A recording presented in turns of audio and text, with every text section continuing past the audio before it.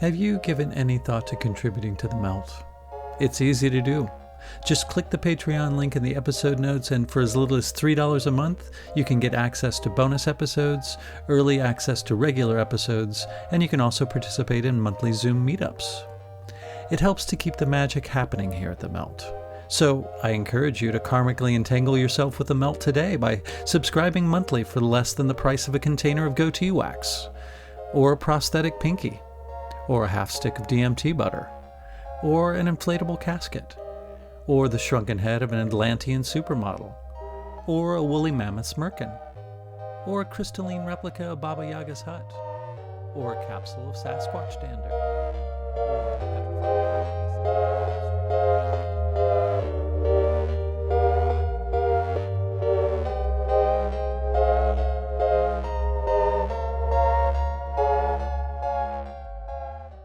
This is Hunter Muse. And this is Chris Snipes, and you are listening to The Melt.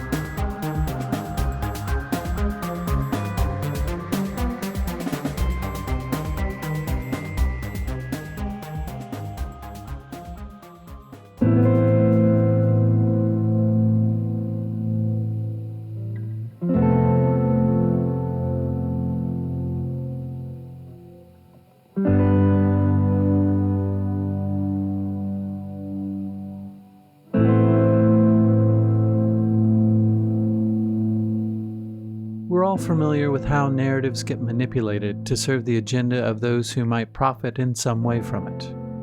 As we've seen and heard about in past episodes, this agenda is often focused on disempowering us or trying to convince us that reality is other than it actually is.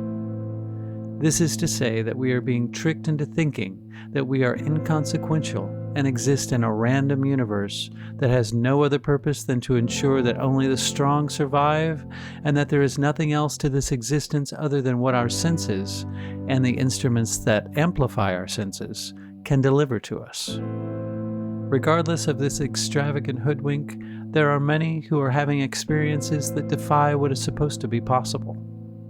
And even in this realm of experience, there are those who would try to taint it with fear and suspicion.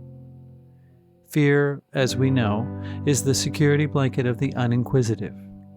It's something that can always be counted on to produce the same results. Fear can claim to unite us when, in reality, it divides us. It makes friends look like enemies. It makes a world without boundaries and categories look unpredictable and intimidating. And, unfortunately, fear is a surplus commodity that can easily influence many. Those who would look to various forms of media rather than experience and explore the world for themselves are going to find themselves subject to many people and institutions trying to sell them their protection from this illusory fear. But many of us are seeing through this ruse. We are testing the waters ourselves and coming back fearless. Today's guest, Ryan Bledsoe, has had some of these seemingly impossible experiences, along with his father Chris Bledsoe, who was our guest on episode 94. And many of these experiences are with entities that we are trying to be conditioned to fear. Yet Ryan has had many positive experiences with these beings, just as his father has.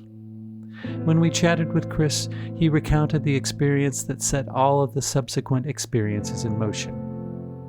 I start off the conversation by asking Ryan where he was when this experience took place and how it was that he found out about it. So I was 13 years old at the time, and coincidentally that night, My mother, my other brother, and my sister and I, occasionally we would stay with our grandma. She's a widow. My grandfather died back in the 90s, and she just doesn't like to be alone in her house, like on weekends or things like that. So, occasionally we'd go stay with her and keep her company, and that happened to be the luck of the draw. We were there that weekend staying across town with my grandmother. And I was still, like, my mom, and for context, that was about 30 minutes across town, So, like, I was still being brought back to go to my school and then staying with her off and on in those days. And we had just moved into a new house, and it was just crazy. And anyway, so I didn't find out about the encounter until I got home from school, whatever the next day after the event was. I can't remember if it happened on like a Friday or whatever, because I was a little kid. But whatever the next school day was for me, I got off the school bus at my home. And, my dad, my brother, they're not home during the day until later that night. They were kind of like working. My mom was off doing, I don't remember what. Like I said, I was a kid. So a lot of days, my other grandparents, who at the time were both living, my father's parents, a lot of days back then, I would go spend the entire evening with them until my parents got home, because we were next door neighbors. So the reason I say that is when I got off the school bus that day, I go next door to my grandma and my grandpa's. Again, not the one that I was staying with across town the original night, right? That's 30 minutes away. Anyway, so I get off the school bus at my dad's parents' house, and it feels like that's the first thing my grandpa told me was, he said something to the effect of, boy, your dad's been smoking dope. He saw little green booger men. And I was like, what are you talking about? My dad doesn't smoke dope. He's a very straight edge guy. And anyway, I like didn't believe him or understand what he was talking about. I didn't know if he was being funny or what. And then it made sense when I saw my dad and my brother Chris Jr. that night, and they told me all about it, and I was just like blown away. But just kind of ironic, the very first thing I heard about it was actually from my grandfather. And it filtered through his perceptions of it, obviously. Yes, it did. That was the first ridicule. Before I even knew about it, there was already the whole ridicule aspect. Yeah, that slant on it. Yeah, the negative slant. Were your father and your brother still visibly shaken? Oh yeah, they were very frantic, like very excited, very excited to talk about it, And who wouldn't be, right? Anybody on earth would be. They'd be either terrified or really excited, or a mix of both, which they were. And I just knew, even though it was my brother and my dad, and even though I was a little kid, I know it sounds cliche, but I just knew that they were telling me the truth. Never for a second did I doubt them. I just was like open eyes, open ears, just sitting there in awe, listening to everything they had to say.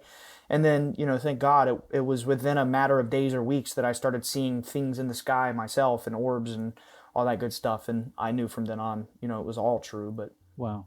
yeah, it was a. Go ahead. No. I'm sorry. No, please.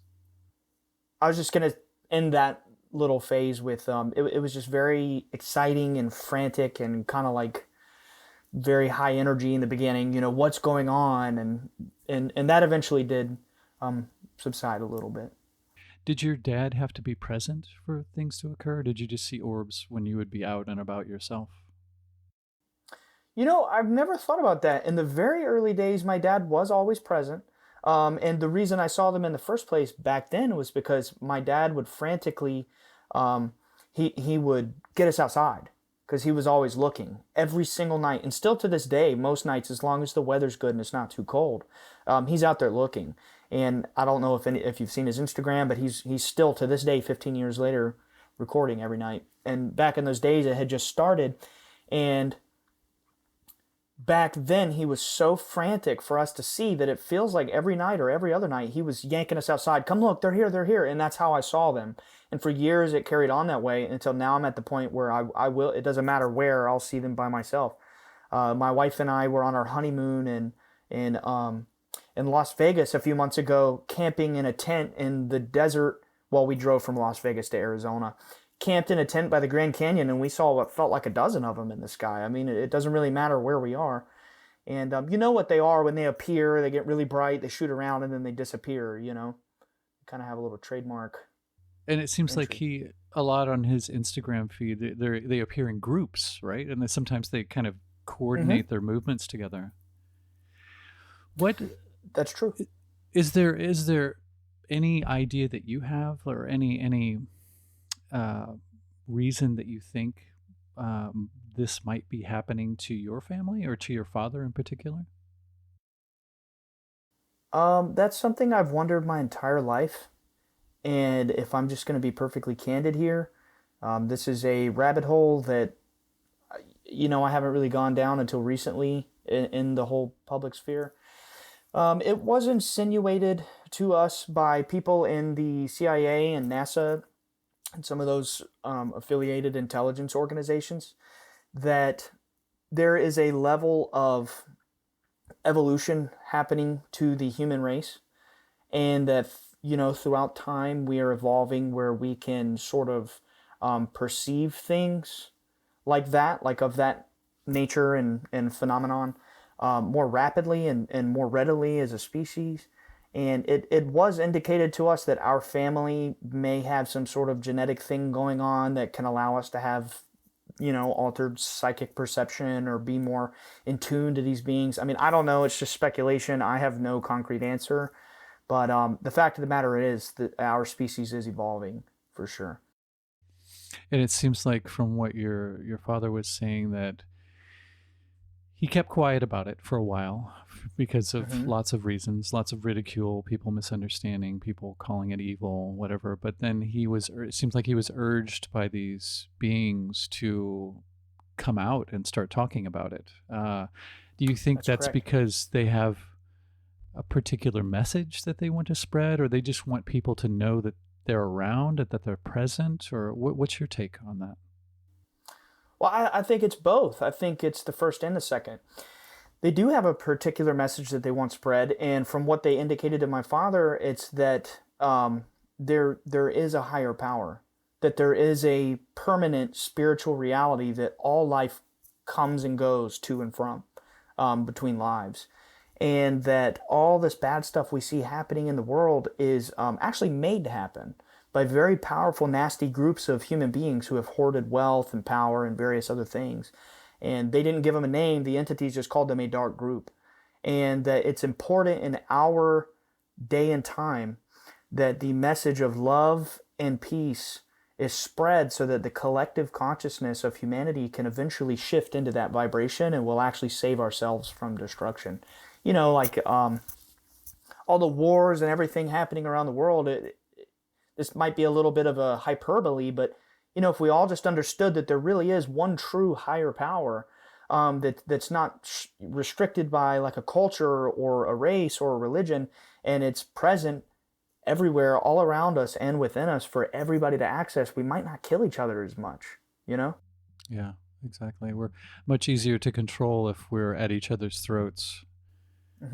Yeah, and fighting, and there's a lot of division going on right now. The latest would be, well, I guess the latest would be the Ukraine situation, but I think the COVID situation was utilized, sort of weaponized to divide people, to people who are pro-vax, anti-vax, pro-mask, anti-mask. There was a lot of strange things happening the last couple of years, and it really, I think, divided a lot of groups of people up even further than they were already. I think you're absolutely correct on that, and I think that almost everything in the mainstream media is weaponized to divide everybody, period. And that's why I tell people to be very cautious about what they hear about, alien stuff or really anything. So you like your father, I think you've had mostly positive, or if not all positive, experiences with these beings. Do you think that characterizes all of the interdimensional beings that you guys have had in contact with? I'm not being able to articulate my words right now for some reason. I know exactly what you mean. Yeah. Do you think they're all benevolent? Exactly No, I don't. I think that, okay, so here's the thing. I believe we live in what you could call a multiverse. Now, let me just clarify. I don't think it's like you see in the movies necessarily, where like you can imagine yourself in another world, or like, the Marvel movies where there's 50,000 different Hulks, or, you get the point. Sure. And the way I kind of see things is more like various degrees of archetypal forces of reality overlapping to paint this picture that we all share collectively. You know what I mean? Like there's the molecular world, there's the plant kingdom, the mineral kingdom, and all of these systems and all of these little layers of reality interlap. And the spirit world is no different. And there are many realms, actually probably an infinite number of realms above us, so to speak, and below us. And the negative entities exist in lower vibratory dimensions or frequencies or whatever, where they can kind of like gnaw at your mind and plant dark thoughts into you to harm yourself or harm others. But I absolutely do not believe one bit or one shred of all the stuff about, some alien threat or anything of that nature. I think if you're seeing these things manifest on the visible spectrum, chances are they're probably really powerful, benevolent beings that have evolved over, many lifetimes to reach that point, just like we will sometime very far from now in the future. Mm-hmm. Interesting. So you think that the negative ones more operate on a sort of a mental plane? I do. Yeah. I think that. Yeah. That makes sense.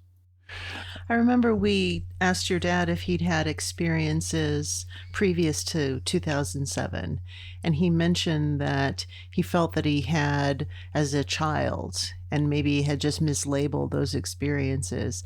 Do you feel that you've had experiences prior to 2007? Yes.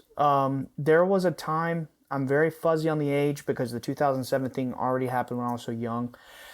I would estimate I was 10 years old. And it was something that we really never talked about again until recently, just because it was buried so deep with all the other stuff we were going through.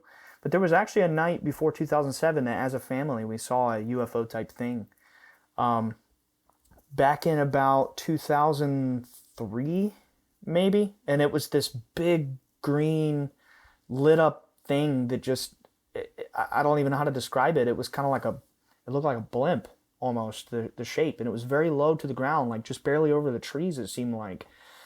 And it just silently flew over us. And we saw it as a family as we were standing in the yard where we were considering building our future house where we eventually lived. Because my grandparents have owned that property for decades now. So my whole life, I was in and around that property. And yeah, that was my first thing. And I remember going to school the next morning. And oh yeah, so we were all together because it was Thanksgiving. So we had a big crowd of family that night. So it was 10 or 12 of us that saw this thing. And I just remember sometime the next day or the next week going to school and flipping through my little scholastic science journals trying to find stuff about it. I was so intrigued. Wow. Did your family discuss it afterwards at all, or? No. No. Mm-mm. Huh. That happens a lot. Like experiences like that happen, and either at the time you kind of go, oh, there's a being or there's a craft or something, and then you just kind of go about your business, and it, for some reason, it doesn't seem to have the impact that you think that it would until after the fact. And then you're like, Right. what the hell just happened? I think Chris mentioned that, didn't he? Yep. Yeah. Do you feel like you've had more interactions than just seeing orbs? Like, do you sense on any level that you've been abducted or taken up or anything like that? Well, I would say yes. There are 2 occasions consciously where I was touched by something that wasn't there, and then both occasions I turn around or I look and I see some sort of entity or big flash of light from an orb in the room in my home. This happened twice inside my home.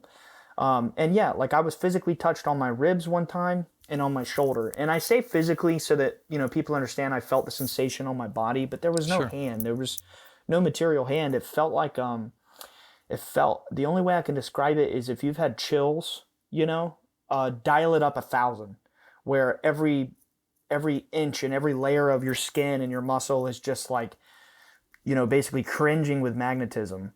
That's how it felt. It was extremely overwhelming, but not negative. It was kind of, pleasant.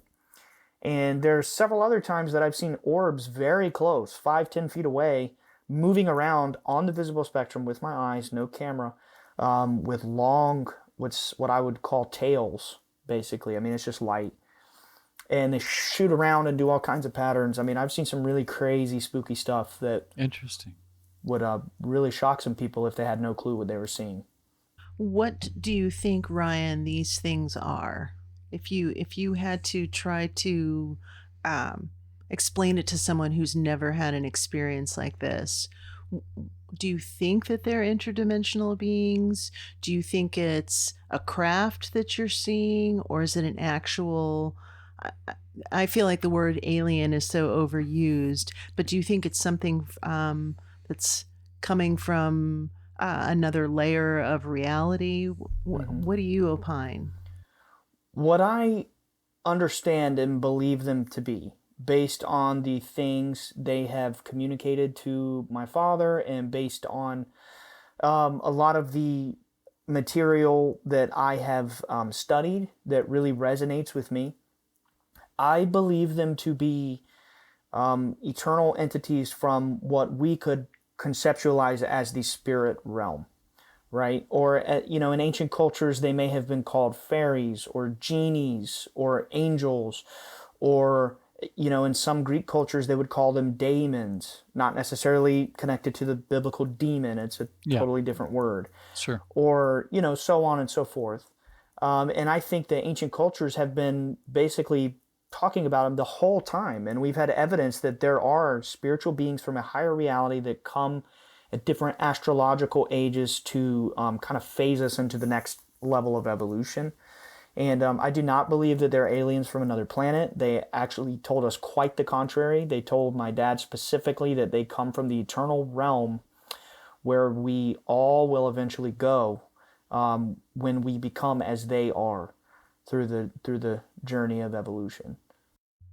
I find it fascinating that when Hollywood depicts energies that they call alien, there's always other than like Close Encounters, there's always almost this nefarious or evil tinge to it. So I think the machine is trying to perpetuate this idea of fear when it comes to something that you might experience that's outside of the realm of consensus reality. Have you ever felt fearful when you witness these beings? There were a few times that I saw some shadowy like figures that I got the impression were not the same entities. And they were periods of extreme duress and just trauma in our family. It wasn't always love and light, it was very hard in the beginning, and we were having some pretty scary experiences. But ultimately, when these beings show up, they usually appear in a flash of light, or, they're very calming. And I would say interacting with and observing these orbs and this particular benevolent phenomenon, no, I've never felt fear, and I've been very, very close to them. Matter of fact, I've been touched by them twice and never felt fear. And every time they came, I actually felt very excited and very happy, very elated, and just always wanting more. I mean, it seems to be never enough. The more you see them, the more you want to see them. And so, what's drawn the line between these benevolent energies and these experiences that you had that felt more malevolent? Like, what do you think was the difference? Was the family in a more stressed state? So maybe your energy was attracting something that was maybe feeding off of that energy. That's exactly what I think of it as. Yeah. Depending on and this is a very simplistic way of describing it. I mean, it's really not that simple, but the way I understand it is, whatever you're putting out is essentially what will be allowed to come back. Very simplistic way of saying it. But if you're in a very dark place and you're just feasting in negativity, and it's your daily cycle, unless you really petition for some intervention from something benevolent and you really consciously and verbally call on a higher power, like my dad did, believe it or not, in 2007, he did actually say a prayer, and that's kind of like why the experience kicked off.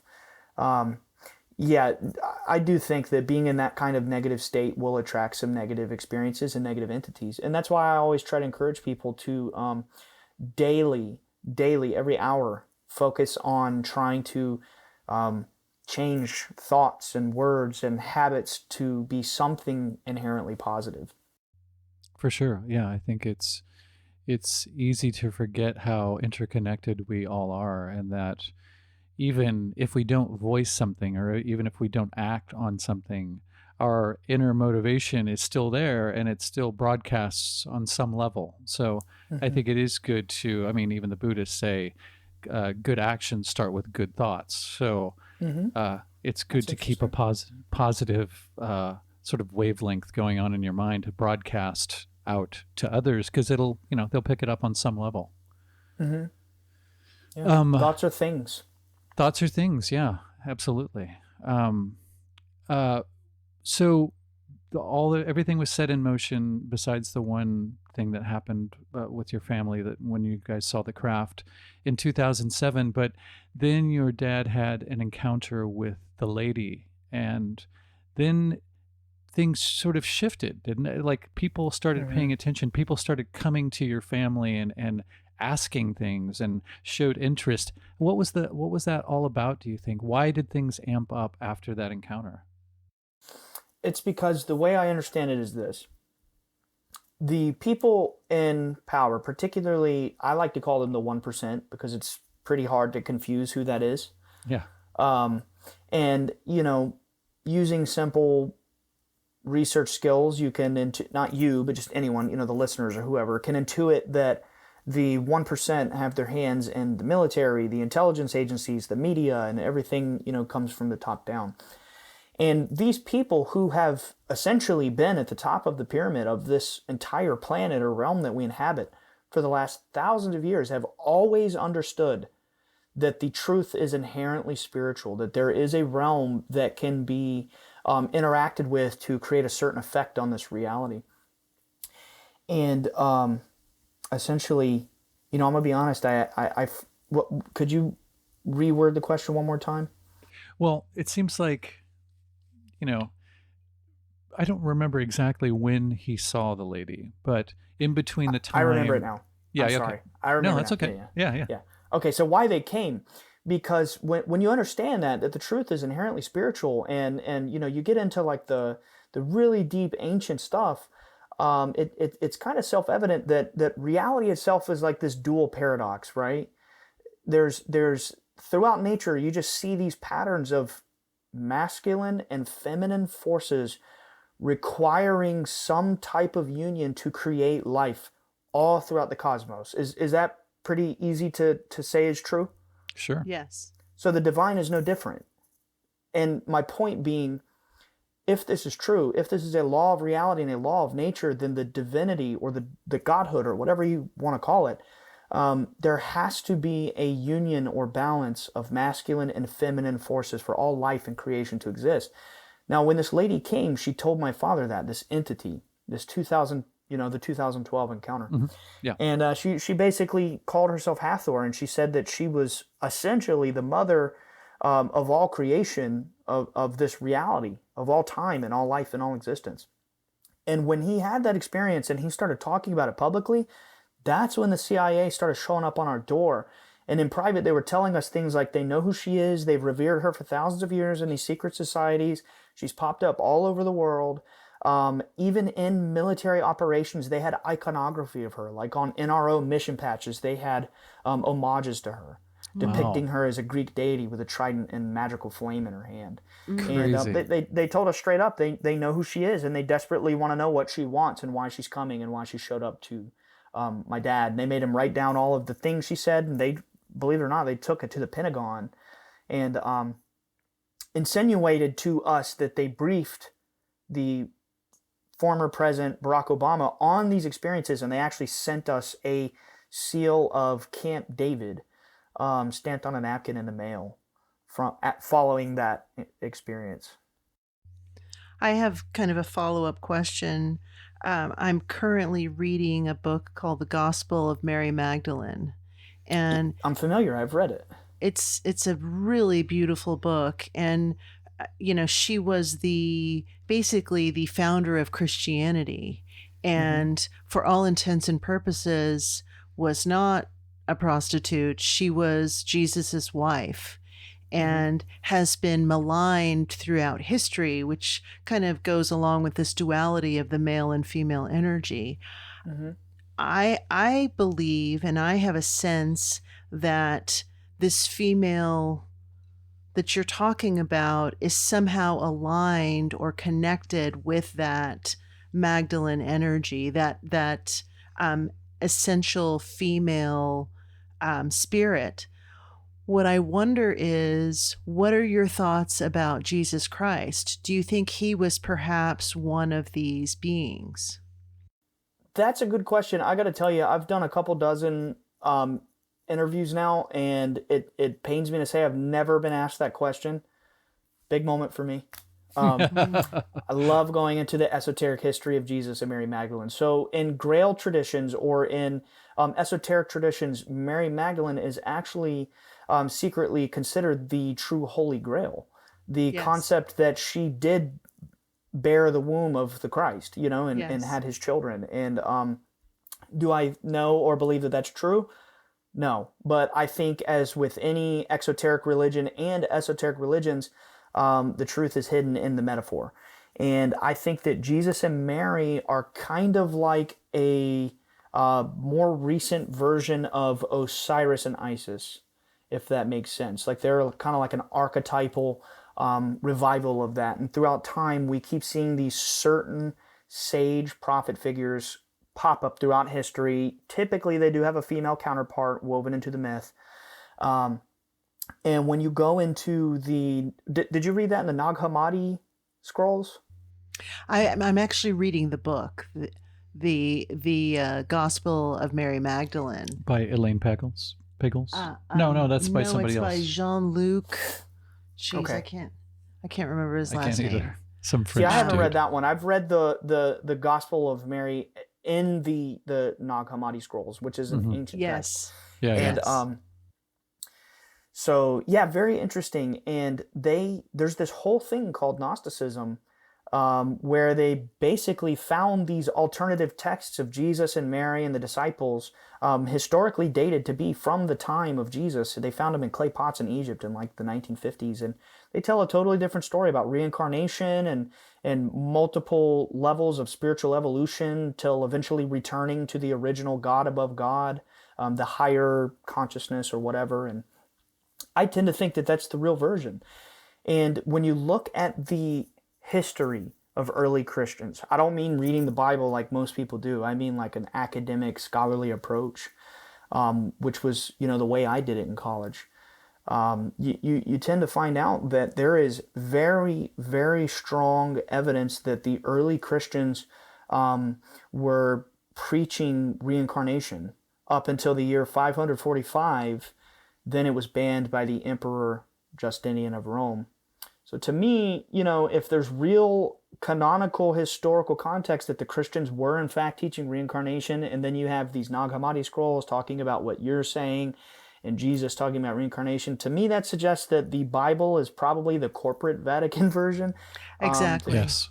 To cover up the real version that we're not getting in the mainstream. That's just my opinion on it. Well, and what it did was it disempowered women. That was one thing. And this book actually does go through the Nag Hammadi and just line for line translates what was said. And it's so interesting because the version of the Bible and what the Bible says compared to what the Nag Hammadi says are so different. So when she finds him and he is resurrected on that day, and I just love this because we're coming up on Easter. When she finds him, he says, the way the Bible interprets it is that he says, "Don't touch me." Now, what the Nag Hammadi translation is "Don't cling to my body." Like, don't see this as this is me. Like, right. I'm beyond this. So don't cling to this physicality that you're observing right now. So I just feel like my sense was when I started to speak to you and listen to you, I feel like there's this resonance with this other energy that is ancient, that it's not necessarily some being that's come from the future. This is something that's always been. Yeah, it's eternal. I think the beings are eternal. I think that consciousness is eternal. And it's like what the ancients said, we truly are. I imagine our true form and whatever highest version of reality we emanate from is probably just pure light or pure vibration or pure consciousness or et cetera, et cetera. And when we experience this realm, it's crazy because there's actually speculation that this is going to sound so off the rails, but I just watched a documentary the other day called The Spirit Molecule. And Yes. Yeah. yeah, DMT. it's great. Great. We Yeah, love it's it. great. And Yes. like the conclusion that they kind of wanted to hypothesize was that the molecule DMT, which is found all in nature, all in the plant kingdom, all in the animal kingdom, it's in the human brain, it's constantly transmitting throughout the body in trace amounts. The conclusion that they were trying to understand was that DMT may perhaps be the chemical that transmits consciousness. So I tend to imagine us being these eternal conscious beings that kind of come through this little dimensional portal, and next thing you know, boom, you're spawned in this limited little physical body, attaching consciousness to your vessel through DMT or whatever you want to imagine it as. And the whole reason we're here in the first place is to learn karmic lessons from previous lives. That's the way I like to see it. Sure. Well, I mean, since we're on the subject, you grew up in a Pentecostal family, so you were very devout believers in the Bible and Jesus, all of that. Have these experiences taken that in a different direction? Are you able to weave them together? Have they changed your ideas about any of that? I'll put it to you this way. I grew up, like you said, Pentecostal holiness, which for those who aren't familiar, when you think old-timey Southern religion, that is the peak, the pinnacle. It's like two steps below Amish. Amish Yeah. being you live in, on little horses and buggies out in Pennsylvania. Then you have the Mennonites. Then you have the Pentecostals, which are like you live in society, but you're shunned if you take part in it kind of thing, And like skirts to the knees for women, never wear makeup, never pierce your whatever, hair down to your ankles. I'm not judging, I'm just saying, painting the picture. And here I am at 28 years old talking about reincarnation, So, Yeah. So yes. yes, big yes, huge yes. The beings utterly shocked and devastated my worldview at a very young age. And I've found that since 13 years old, I've been trying to pick those pieces back up and put them together and figure out what it is I understand and believe. And I have a very unbreakable belief in the things that I say because of the experiences that I've had, the beings. I mean, once you've been touched a few times by an entity and you see it face to face, it's very hard to forget. So you mentioned the CIA approaching your family or your father after he saw the lady for the first time. Who else? The Vatican was a part of that. And NASA. why? NASA? Yeah. I Yep. mean, did they all have basically the same interest, or were they coming at it from different angles? Well, at first they came to sort of keep tabs and how can I say this? I would like to say damage control. Like they did put out the documentary kind of in a shady way. It was under the guise of MUFON and Discovery Channel. It's been insinuated to us from very high-level CIA officer that the guy who was running MUFON at the time was CIA in the first place. Then NASA came. Very nice guy for all intents and purposes when he was at our home, but then when you read some of his books, he literally says in his own firsthand writings that he was tasked by Alan J. Hynek in the 60s and 70s or whenever they ran Project Blue Book to covertly infiltrate UFO experiencers and try to debunk them. And, it seems the shoe fits, and that's what he was trying to do to us. And obviously it didn't work. He didn't debunk us. And he stayed our friend for 11 years until the very day he died. And then naturally the lady thing happens in 2012, and then the CIA started overtly coming to our home and identifying who they were and flashing, identification and things like that. And it really kicked off from there. And what has been your family's relationship with all of these organizations? I mean, there's a lot of, you know, in conspiracy culture, there's a lot of bad talk about the alphabet agencies and the government and NASA lying about various things. What has been your relationship with the? I mean, it seems like it's been for the most part positive, right? No, I wouldn't say for the most part. I would say our relationship has been on an as needed basis. And I say that. And I also would say that the majority of the stuff you read on the internet, conspiracies about intelligence agencies being involved in nefarious things, probably true. Probably very true. But what I would encourage people to understand is, if this isn't a movie, this is real life. And imagine you've had a profoundly traumatic experience that nobody around you not only don't understand it, but they're not even willing to listen. And then to take it a step further, they call you a liar, or you're, dealing with demons, or you're evil, or you're crazy, or whatever. You really have no one to turn to. And when NASA and the CIA started coming early on, without really knowing all of that stuff about the conspiracies, I didn't even really find out about that stuff until I was 18 years old. And by that point, they were already, ingrained in our lives. At that point, when people who appear to be ordinary people are knocking on your door or calling and asking to come over, and then you have a good time, all that stuff goes to the wind. But over the years, you notice the things they say and you put the pieces together. Does that make sense? Without going into too much detail. And, Sure. I will say that I have lived since I was a child around spies, professional United States of American or whatever spies, on the clock, on duty. And I will say I do not trust the intelligence agencies. I have some friends associated with them, and it's kind of like these waters can be tough to navigate when it's your real life and you're the one in the situation, knowing these people, knowing they're listening to everything you say on the internet.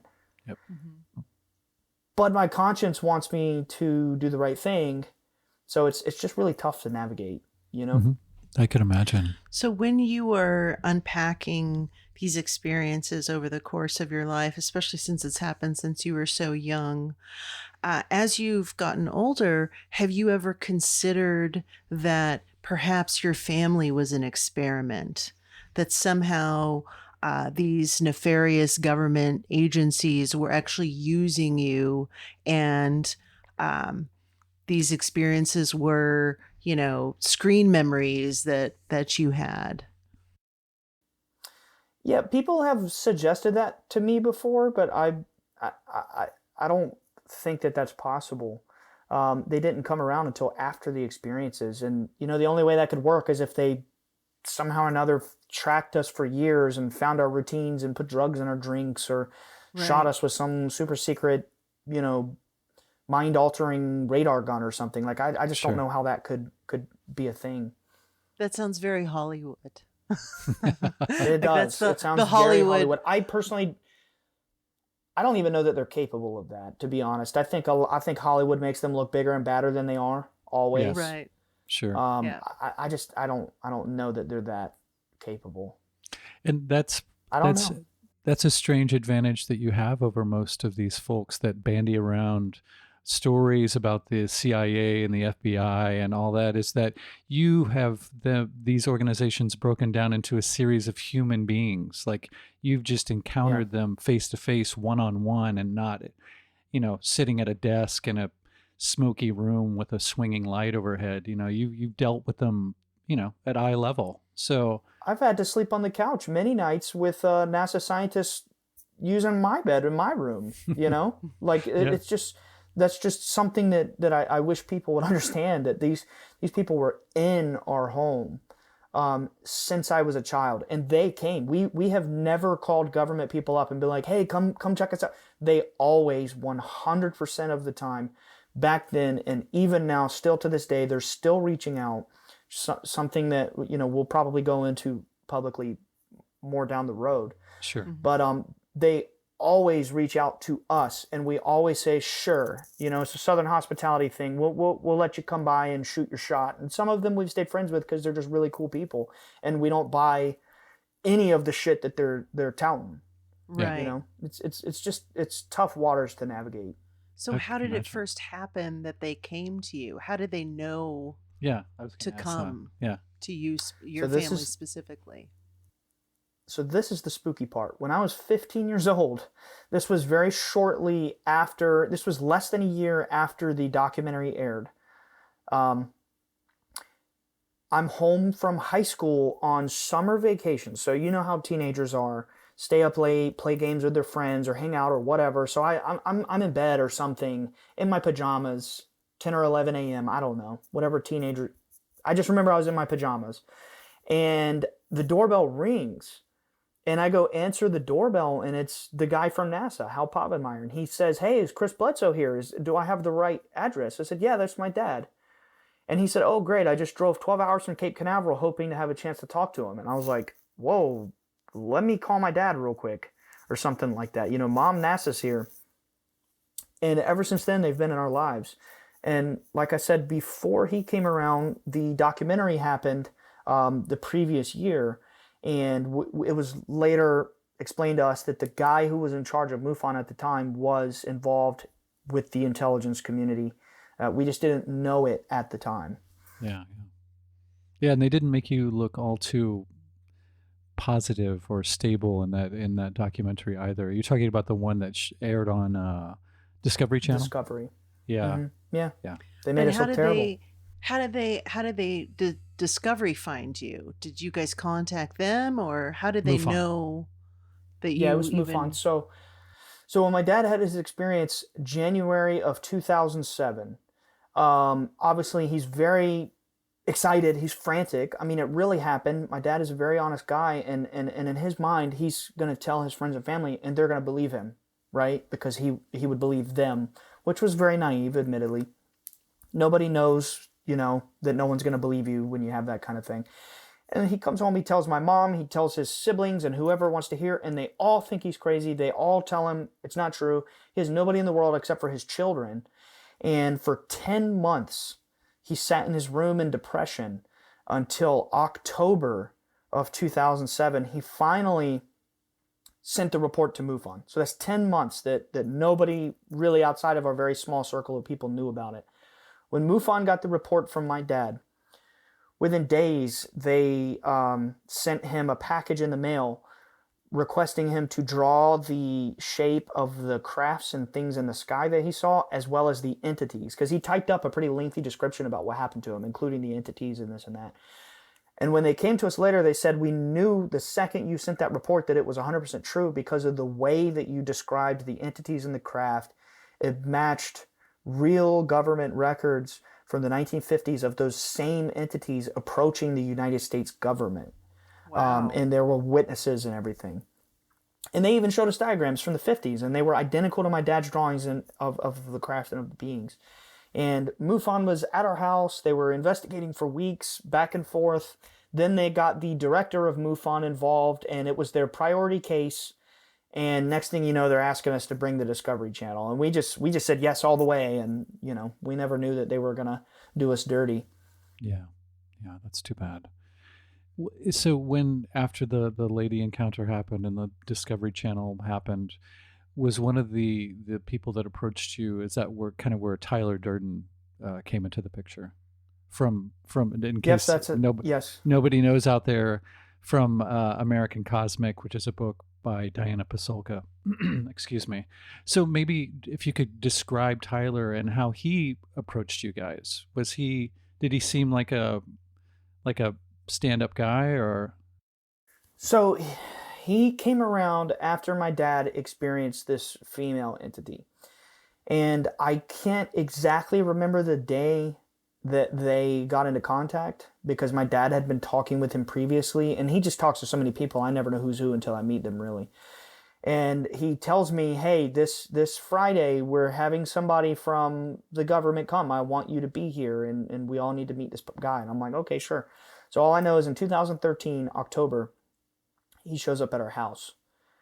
And when he comes, he shows us some identification. They weren't badges, but they were like, little, I don't know what you call them, the technical term.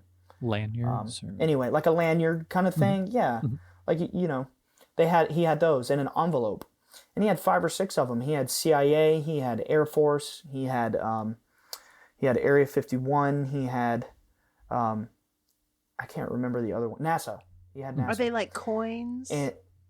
No, they're like what you would wear on your neck, like if you're on the job, Gotcha. But they're not badges. I was corrected by a CIA guy when I called it a badge one time. That's why I say, well, they're not badges, but I don't know the term. I made a comment to one of my CIA friends about seeing a badge, and he was like, well, we don't carry badges, we carry this. I just can't remember what he called it.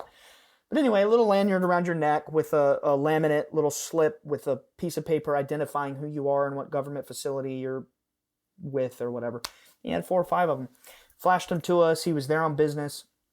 This is the guy who made my dad write those encounters, and he took them to the Pentagon, and then he sent us the napkin from Camp David with the seal on it.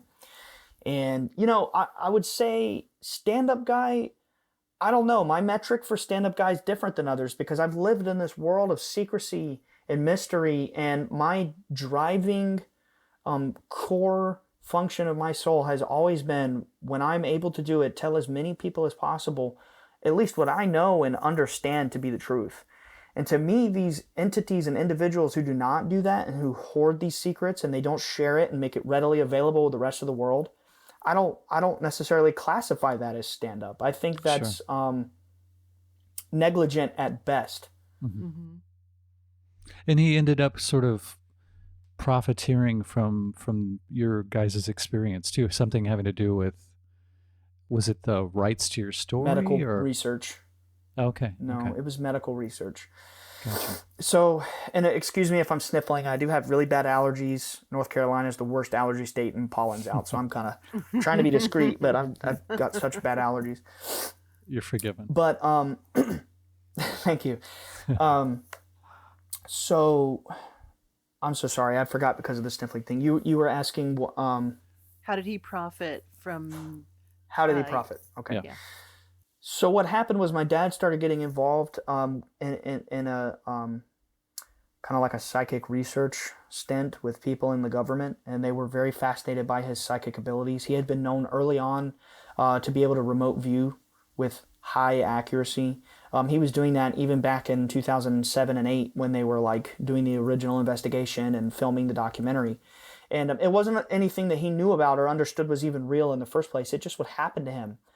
And he would start remote viewing people, and he would describe it and literally give people just incredible shock.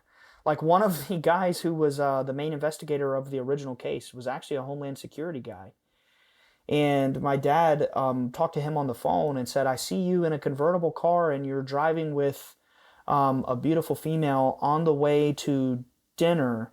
Now I see you sitting at a table and you're drinking wine. And the guy said, oh my God, I'm on a date right now with my girlfriend. Just things like that would happen. Wow. They ended up sending him a Army intelligence manual for remote viewing training. Dad never got involved with that back in those days. And then post 2012, he started meeting the CIA people and really started diving deep into relationships with the ex-members of Project Stargate, which is what the film The Men Who Stare at Goats is about. Yeah, anyway, so just all that backstory is necessary. So he started getting into psychic development, and it was understood in these intelligence circles that he had profound ability. And this guy, Tyler D., started testing this with my dad. And one day, one of the tests was he sent my dad an image of a sunflower. And he said I don't exactly remember, but he said something like, study this image and let me know if anything profound occurs or if you have any sort of dreams or visions. Just let me know. The night my dad goes to bed, that night, after seeing that email, he has a dream. And in his dream, he, as dreams go, you just understand things differently. You don't necessarily need to be told. You just feel it and you understand it. And he understood that there was an advanced cellular function that modern science had not yet understood in the way that it could maintain and distribute energy on a cellular level. And he wrote that down and he drew diagrams in his dream, or from his dream. He sent that to Tyler D., the guy, And he ended up having a complete breakthrough on one of his secret cancer medicinal research projects in a laboratory in Africa. He ended up having a profound breakthrough that netted him millions of dollars off the patent based on Wow. that. Yeah. Crazy. That is insane. So, is that how you guys were introduced to the Invisible College? Through Tyler? Yes. Yeah. Yes. And for those who aren't familiar with that concept, what is the Invisible College, and is it a thing, or is it just sort of a how you refer to a certain group of people? Yeah, like there's no, to my knowledge, there's no group that is like, we're the Invisible College. Like I don't think that's the way they talk about themselves. What I Sure. understand it to be is that the elite members of the scientific, the intelligence, the aerospace, and the military world, and I mean the elite, who are in the know, or at least as close as possible in this whole paranormal, UFO, psychic realm, those people have met, they have bonded, they formed private friendships and relationships, and so to speak, study partnerships and research partnerships, and they kind of hoard their knowledge and they help each other push these breakthroughs on a scientific level. And that is what you would call the Invisible College. It's the elite members of all of those fields who know each other and they work together to figure this stuff out. But again, they're invisible. They don't share what they know, at least not now, not previously. And sometimes they don't even share it with each other, right? Yes, Like, that's true. yeah, That's very yeah. true. There's kind of pockets I within know that pockets. for a fact because I've met them. Yeah, yeah. I'm sure. And so, where does Diana? You guys meeting Diana Pasulka come into the picture? Okay, so in April of 2012, actually, funny thing, that's when my dad first saw the female entity that really kicked off all the CIA stuff. He saw her Easter night, 2012. A couple weeks later, my dad and I drive to Asheville, North Carolina, which is a pretty good drive from where we're from. It's about 6 to 7 hours or something like that. So we get in the car, we drive several hours away on a weekend to go speak at a small kind of like venue of 50 to 100 people, organized by MUFON for people to come hear my dad, talk about his experiences. Because back in those days, we were doing that quite a bit, like small groups, people wanting to hear it and stuff like that. Just to have people to talk about it with and kind of feel like, people accepted us. And when we got there, people obviously didn't know about the lady encounter because it had just happened about 2 weeks before. So they're expecting to hear about the original encounter, the one the documentary was about. And my dad starts speaking about the lady. And believe it or not, he gets heckled by the crowd. And they start saying, "We want to hear about the river." And people are just being rude. Yeah, Wow. Believe it or not. There's some crazy people. When you go to these groups and these functions, there are really people who just expect that they have their hand out. And they're like, "Just tell me. I don't care about you. Just tell me." There's really people like that. That's the reality of my childhood. And anyway, yeah, they were heckling him. They didn't want to hear that crap. They wanted to hear about the stuff that was on TV. And Diana was in the audience. And the professor who wrote the book, American Cosmic. And we later found out that she organized the event in secret because she heard about my dad and she wanted to meet him. Uh-huh. Came up to us after the thing was over. I wouldn't say convention. It was really small. Introduced herself. We got to talking. She started telling us a little bit about herself. She lives in Wilmington, which is where I currently live. And that's only 2 hours away from Fayetteville, which is where we were at the time. So we're like, oh, wow, that's so cool. We live close by. We go to Wilmington all the time for the beach. They struck up a friendship. They were in talks of writing a book together, working on a Hollywood film together with the writers of The Conjuring, which is like a really amazing horror film. You can just search The Conjuring. Uh-huh. Oh, we've seen it. Anyway, definitely. Okay, cool. A lot of people, believe it or not, aren't that into horror, so I feel like I have to really clarify when I'm speaking about horror films. Yeah, sure. At least in my life. But so they got involved in that regard, and we're talking about these things, and it just never worked out. But so where she came into the picture was at some point along the way, my dad introduced the two. He connected them, Diana and the guy from American Cosmic. And they ran off with it and started doing their research, and that was that. Well, that seems as good a place as any to end the first free hour. To hear the remaining hour of the interview, you can go to patreon.com/themeltpodcast, and for as little as $3 a month, you can hear extended episodes, exclusive episodes, and early episodes. And you also will get a chance to take part in our monthly Melt meetups, the next one being this coming Sunday, Easter. The topic will be, what does it mean to be free? And we might even have a guest appearance by Paul Unslaved, who actually will be interviewing in the near future for an upcoming Melt episode. If you don't know who that is, I would suggest looking up his YouTube channel. It's Paul Unslaved. Great stuff.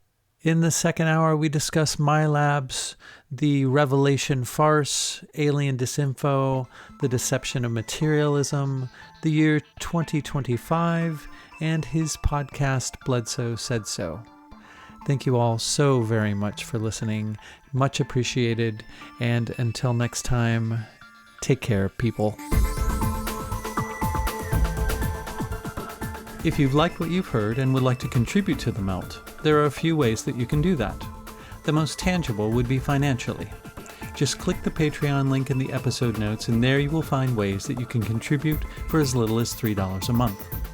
This will give you access to bonus episodes, early access to regular episodes, and you can also participate in monthly Zoom meetups.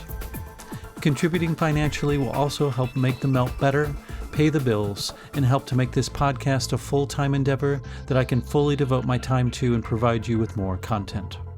Another way of contributing would be to go to wherever it is that you subscribe to The Melt and give it a favorable review or rating, and this will help it to reach more people. You can also spread the word to friends and family via social media, email, or word of mouth. And lastly, if none of those options are readily available or appealing to you, simply send your positive thoughts and intentions. In an interconnected and quantumly entangled multiverse, these also go a long way. Thank you.